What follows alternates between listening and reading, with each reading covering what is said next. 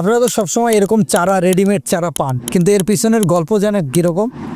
আমার সাথে চাচা আছে, তো এটাতে কত রকম পাহারা লাগে। আমরা এই যে হাবের একটা বেডের উপরে বসে আছি, চাচা এসে দেখি চাচা এখানে দেখশুন করতেছে, কারণ চারিদিকে পাহারা লাগে। কিসের পাহারা?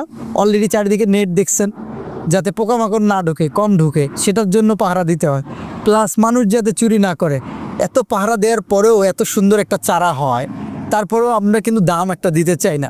তারপরেও আমি চাচার কাছে শুনবো, চাচা কত পরিশ্রমের পর একটা চারা এত সুন্দর হয়? বহু পরিশ্রম করা হয় বাবারই। মনে করো কোকোপিট থেকে জাত করতে হয়, মানে ওকে মনে করো যে চাল ধর্ম ধুইতে হয়, পরিষ্কার করে তারপর ভার্মি দিয়ে কীটনাশক দিয়ে শোধন করে তারপর ওকে মনে করো যে এইভাবে করে তারপর ওকে চারা এই চারা হয়। তো এই একটা চারার পিছনে মানে কী রকম সময় লাগে আপনাদের? এটা কি মানুষ বুঝতে পারবে কোনোদিন? কোনোদিন বুঝতে পারে। এটার মূল্য কি কেউ দিতে পারবে না? এই ছোট্ট বীজ থেকে গজায়া চারা গজানো এটা বিশাল ব্যাপার। এই জায়গাটাতে যাইতে গেলেও তো যে লেবার, সেই এই যে আপনি যে সময় এখানে কাটাচ্ছেন, চারদিকে অনেক বৃষ্টি, আপনি অন্য কাজেও যাইতে পারতেছেন না, আবার এটাকেও সময় দিতে হচ্ছে।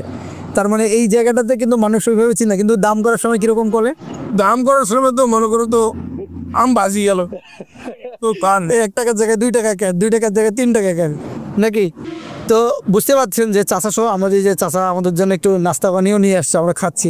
কিন্তু বিষয় হচ্ছে, আমার মনে হলো আপনাদের সাথে শেয়ার করা উচিত যে একটা চারার পিছনের গল্পটা কিন্তু অনেক কঠিন।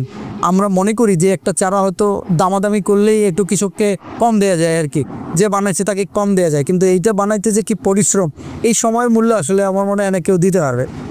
তো আমার মনে হয় যে যারা কৃষিকাজ করে তাদেরকে উদ্বুদ্ধ করার জন্য হলো বিভিন্ন বিষয় আপনাদের মাথায় নেওয়া উচিত।